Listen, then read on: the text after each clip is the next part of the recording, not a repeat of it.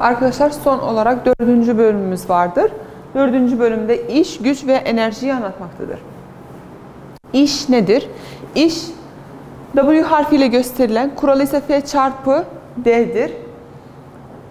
F kuvvettir, çarpı D mesafe. İş, W harfiyle gösterilir. Kuralı ise F çarpı D'dir. Yani kuvvet çarpı mesafe. Onun birimi ise Joule'dur. Joule birimiyle ölçülür. Başka bir şey de var. Newton, yani kuvvetin birimi çarpı metre. Kuvvetin birimi Newton. Mesafenin birimiyle çarptığımızda Joule elde ediyoruz.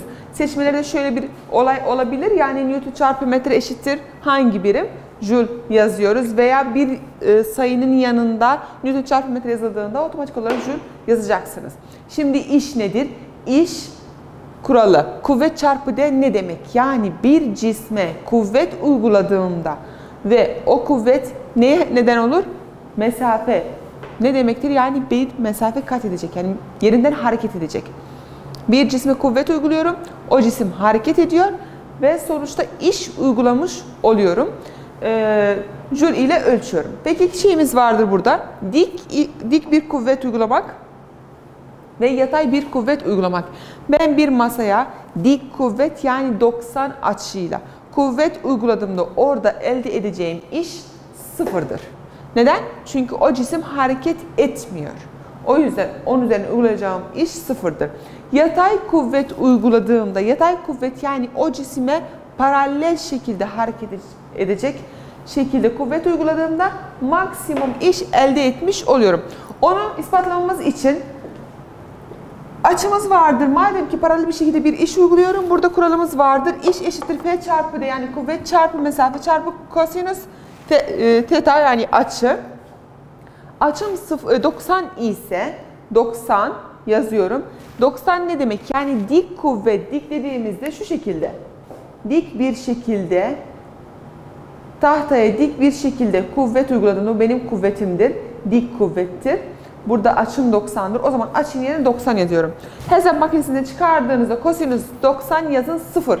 Sonuç 0'dır. Peki yazıyorum. Kosinüs 90 eşittir 0. O zaman F çarpı D çarpı 0 herhangi bir sayıyı 0 ile çarptığımda elde edeceğim sonuç 0'dır.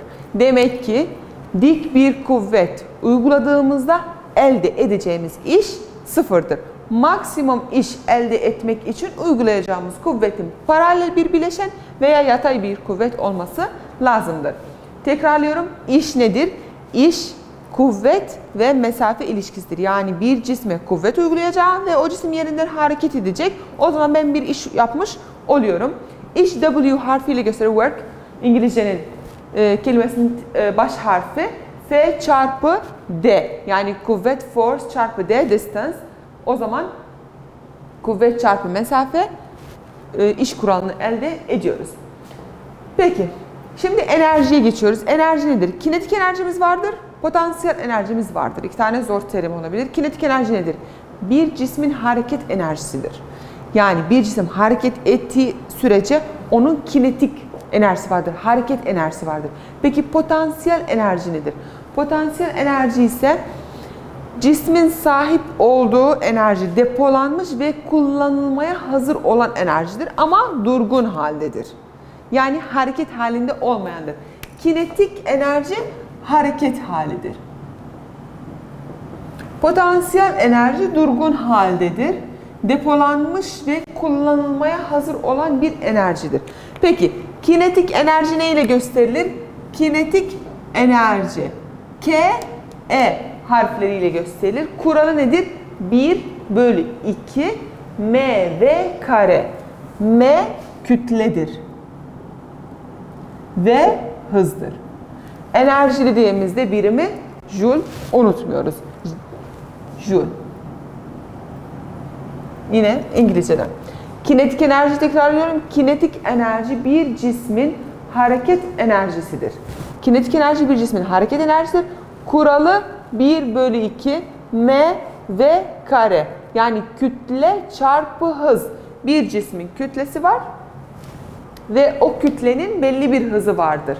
Aynı buradaki ilişki, kütle ve hız arasındaki ilişki, kütle ve ivme arasındaki olan ilişkiyle aynıdır.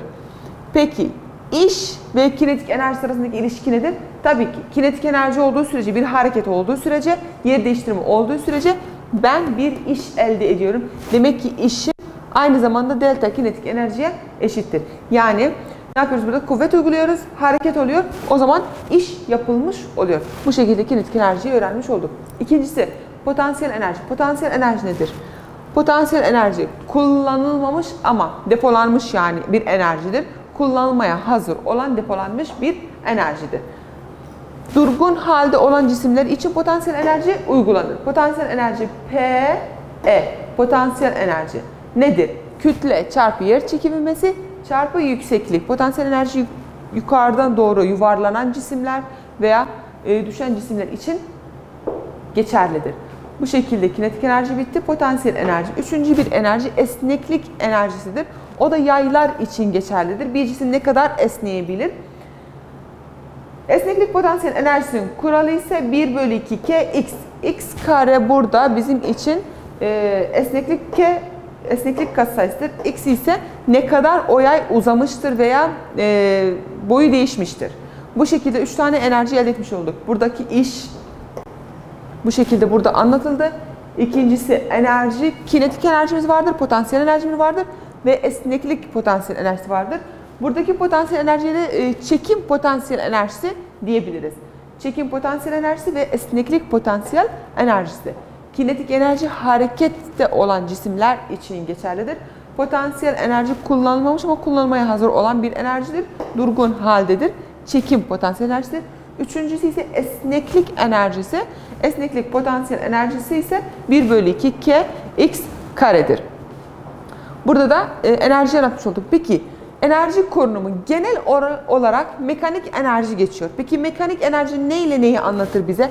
Mekanik enerji, kinetik enerji ile potansiyel enerji bize anlatır. Kısaltılmış bir şekilde yazdım. Çünkü burada KE, PE olarak yazıyor. ME ise mekanik enerjidir. Mekanik enerji. Peki. Mekanik enerji ya da enerjinin korunumu ne demektir? Yani enerji bir önceki sabah uyanıyorum. Benim belli bir enerjim vardır. Gece uyumadan önceki enerjimin eşit olmasıdır. Buna korunmuş enerji denir. Ya da enerjinin korunması yani ilk durum eşittir ikinci ya da son durum. Mekanik enerji ikiye bölünür. Kinetik enerji olarak ve potansiyel enerji. Peki potansiyel enerji yine ikiye bölünür. Potansiyel enerji çekim potansiyel enerjisidir bu. Çekim potansiyel enerjisi ve burada esneklik potansiyel enerjimiz vardır. Esneklik potansiyel enerjisi. Bu şekilde mekanik enerji ikiye bölmüş olduk. Kinetik enerji tek başına zaten hareket enerjisidir. Potansiyel enerjisi ikiye bölünür. Çekim potansiyel enerjisi ve esneklik potansiyel enerjisi. Mekanik enerjinin korunması ne demek? Mekanik enerjinin korunması ilk durum eşittir final durum. Peki mekanik enerji ne ile neyi ifade eder bize? Mekanik enerji hem kinetik enerjidir hem potansiyel enerjidir. O zaman ilk durumda neyim vardır benim? Kinetik enerji artı, bunu kapatıyorum. Kinetik enerji artı potansiyel enerji sadece bu ilk durumunda. 1. Mekanik enerji ilk eşittir kinetik enerji ilk, potansiyel enerji ilk. Eşittir ne? Eşittir mekanik enerji final. Yani bir son haldeki enerjisi. Bu da nedir? Yani kinetik enerji ilk artı potansiyel enerji 2, potansiyel enerji 2 ya da final. O zaman ne oluyor? Korunmuş oluyor. Çünkü mekanik enerji niye eşittir? Tekrarlıyorum. Mekanik enerji eşittir kinetik enerji artı potansiyel enerji. Mekanik enerji ilk dediğimde bu ikisi ilk olacak, onların toplamı olacak. Final dediğimde bu final olacak ve bu ikisinin final toplamı olacak. Son olarak neyi elde ediyorum ben? Mekanik enerji ilk durumu eşittir mekanik enerji final durumu. Bu enerjinin korunmasıdır. Açıyorum onları. Neye eşittir? Kinetikle potansiyel enerjinin toplamına eşittir. Ama ilk durumundaki. Korunumu eşittir son durumu. Son durumda yine kinetik enerji artı potansiyel enerjinin final durumu. Şimdi ne yapacağım? Kinetik enerjiyi açıyorum şimdi. Kinetik enerjinin açması 1 bölü 2 mv karedir. Potansiyel enerji ise mgh'dir. Bu da yine 1 bölü 2 mv kare 1. Çünkü birinci durum değil ya da ilk fark etmez. Artı potansiyel enerjiyi açtığımda onun yerine neyi yazabilirim? mgh'yi yazabilirim. Bu hepsi mekanik enerji ilktir. İkinciye geçiyorum. 2 yazdığım için veya F yazabilirim. Final demektir. Mekanik enerji finalim yine neye eşittir? Kinetik enerji final artı potansiyel enerji final. Bunları açıyorum tekrar. Çünkü kinetik enerji neye eşittir? 1 bölü 2 mv kareye eşittir. Potansiyel enerji de mgh'ye eşittir. Mgh şu açayım ben. Kütle, yer çekimi sabiti, h yükseklik. Şu şekilde bilelim. Birimi yine Joule'dur. Onu da unutmuşum. Joule. Burada Joule. Tamam mı? M kütledir ve hızdır. Yani buradaki M kütle ve hızdır. M kütle yer çekimi sabiti ve yükseklik. Bu potansiyel enerji için. Finale geçtiğimizde MGH final. Bu da hepsini ifade eder. Mekanik enerji final. Bunlar nedir? Bu da mekanik enerjinin korunma kuralıdır.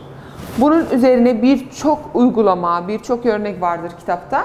Yani çözülmüş olarak bize verecek, bana kütle verecek, hız verecek, yer çekimi sabiti zaten bir yükseklik verecek. Bu tarafı vermiştir, atıyorum. Benden buradaki yüksekliği ister mesela veya hızı ister. Onu bulmam için birçok kural ve örnek vardır kitapta. Bu şekilde mekanik enerjinin korunmasını öğrenmiş olduk. Başka bir konumuz vardır. O da güç. Güç ne demektir? P harfiyle gösterilir. Neden? Çünkü power P. Güç. Neye eşittir güç? İş bölü zaman. Belli bir işi yapmak için bir kişinin güce ihtiyacı vardır. Bugün her zaman diyoruz gücüm yok, enerjim sıfır. Güç ne demektir o zaman? Güç olduğu sürece orada iş olur. İşin olması için de belli bir zamana ihtiyacımız vardır. O zaman burada elde edeceğimiz şey nedir? P eşittir iş bölü zaman. İş bölü zaman. Birimi nedir? Watt. Watt. Birimleri tekrarlıyoruz. İş enerji birimi Joule. Gücün birimi ise Watt'tır. Unutmuyoruz. Kuralı iş bölü zamandır. Peki. Burada bir şey yazdık. İş eşittir kuvvet çarpı zaman. Peki. Mesafe. Kuvvet çarpı mesafe. Ben şuradaki işin yerine F çarpı D yazsam, aynıdır. Çünkü zaten F çarpı D eşittir iş. W'nin yerine, yani işi açıyorum, onun yerine F çarpı D yazıyorum. F çarpı D bölü zaman olacak. Daha önce okuduk. V nedir? Hız. Tamam? V hızdır. V neye eşittir? Mesafe, zaman. Buradaki benim mesafe zamanım nedir? Bu mesafedir. Bu da zamandır. Peki D bölü T, mesafe bölü zamanın yerine V'yi yazsam geçerli olur mu? Tabii ki de olur. Çünkü ona eşittir. O zaman buradaki başka bir kuralım vardır, güç için geçerlidir. F'yi olduğu gibi yazıyorum. V'yi ise D bölü T olarak, gücün başka bir kuralı da F çarpı V'dir. Tekrarlıyorum. Güç nedir? Güç belli bir zamanda yapılan iştir. Yani o belli zamandaki yapılan işe yapmak için belli bir güce ihtiyacımız vardır. Onun genel kuralı. Yani örnek vardır kitapta, onun genel kuralı nedir?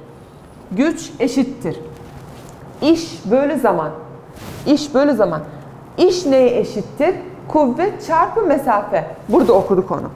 İşin kuralı kuvvet çarpı mesafedir. O W'nin yerine, şu işin yerine F çarpı D yazsam olur mu? Tabii ki de olur çünkü zaten ona eşit. O zaman kuralımı açıyorum. Ne oluyor burada? P power ya da güç eşittir F çarpı D. F çarpı D hepsi W demek. Tamam o zaman. Burada F çarpı D yazdıktan sonra ne elde ettim? D bölü T elde ettim. Peki D bölü T neyi ifade eder benim için? Mesafe bölü zamandır. Mesafe bölü zaman ne demek? Mesafe bölü zaman hız demek. Mesafe bölü zaman hız demek. O zaman ben mesafe bölü zaman yerine hızı yazsam olur mu? Tabii ki de olur. O zaman P güç eşittir kuvvet çarpı hız. Ne zaman hangi kuralı kullanırım? Soruda verilenlere göre. Soruda bana eğer ki işi vermişse, zamanı vermişse direkt olarak neyi kullanıyorum ben? İş yazıyorum, zamanı yazıyorum, birbirine bölüyorum. Bu şekilde gücü bulmuş oldum. Peki soruda bana kuvveti vermişse, hızı vermişse bu kuralı kullanmam mantıklı mı? Tabii ki çok mantıksız. Çünkü burada ne hızım vardır ne de kuvvetim vardır. O zaman ikinci kurala geçiyorum. İkinci kural kuvvet çarpı V'dir. Bu şekilde de gücü bulmuş oldum. Birimler zaten aynıdır. Çok hızlı bir şekilde tekrarlıyorum. 4. bölümde bize iş, güç ve enerjiyi anlatmaktadır. Bir işi yapmak için bizim neye ihtiyacımız vardır? Kuvvet ve mesafe. İş eşittir kuvvet çarpı mesafe. Bir işi uygulamak için onun üzerine uygulayacağımız kuvvet paralel ya da yatay bir bileşen olmalıdır. Paralel bir bileşen, yatay bir kuvvet olmalıdır. O zaman maksimum işi elde ederiz. Dik bir kuvvet uygulansa ise burada teori olarak açıkladım. Elde edeceğimiz kuvvet sıfırdır. İkinci şey enerji. Enerji genel olarak bizim mekanik enerjimiz vardır. Mekanik enerji kinetik enerjiye, potansiyel enerjiye bölünür. Kinetik enerji ve potansiyel enerji. Potansiyel enerji ikiye bölünür. Hem çekim hem de esneklik potansiyel enerjisine dönüşür. Burada kinetik enerji cismin hareket enerjisidir. Potansiyel enerji ise cismin depolanmış, kullanılmaya hazır olan bir enerjidir. Korunması için de birinci durum eşittir ikinci durum. Bu şekilde hepsini detaylı bir şekilde yazdık. Üçüncüsü ise güç. Güç nedir? P harfiyle gösterilir. Güç iş bölü zamandır. Soruda verilenlere göre işim varsa, zamanım varsa birinci kuralı çok kolay bir şekilde kullanabilirim. Onu başka bir kural vardır. F çarpı V yani kuvvet çarpı hız. Eğer ki soruda bana kuvveti vermişse veya hızı vermişse o zaman ben ikinci kuralı kullanmış oluyorum. Birimleri hiçbir şekilde unutmuyoruz. İş için birim joule'dur. Enerji için de geçerlidir aynı şekilde joule. Ama güç için yani sayı görsek yanında watt varsa o zaman demektir güçtür. Joule varsa bakıyorum ya da KE ya da PE ya da iştir. Bu şekilde bunlar için kitapta baya örnekler vardır, uygulamalar vardır. Bu dersten faydalanmanızı umarım. Bu şekilde de 11. sınıfın 4. bölümünün sonuna gelmiş olduk.